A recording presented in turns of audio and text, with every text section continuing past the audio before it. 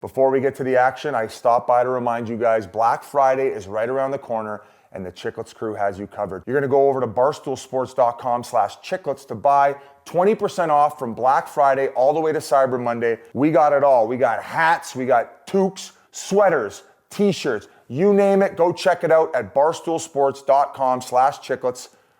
Now enjoy the show. I just wanted to quickly go back. So you did mention Don Cherry, who owned the Ice Dogs at the time, and then he had that quote.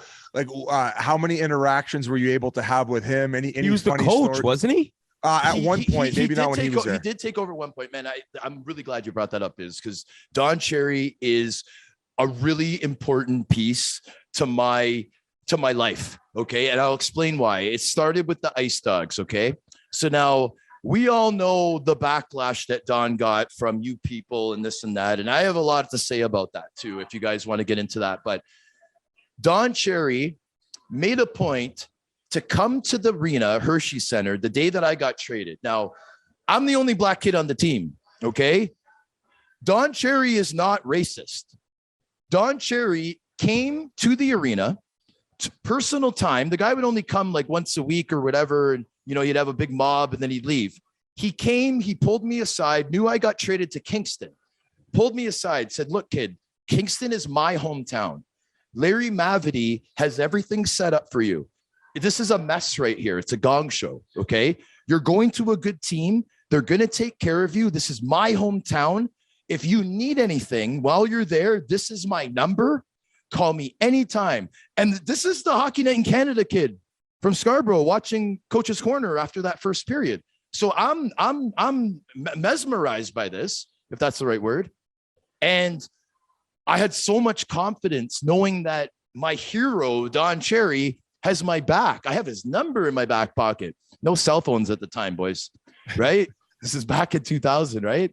Or maybe those big ass ones that rich people had. That's an awesome story, man. But yeah, Biz. So what I'm trying to say is, like, I need to tell stories like that because people don't know little things like that. If Don Cherry was such a bigot like everyone thinks he is, then why the heck would he come to the rink and make that the only black kid on the team feel comfortable getting traded to his hometown? That doesn't add up. Don Cherry's a great man. He's helped me. Tim Cherry, his son that helped produce all those Rock'em Sock'ems, we're very, very close. And when all that stuff happened with CBC, bro, I was very, very upset.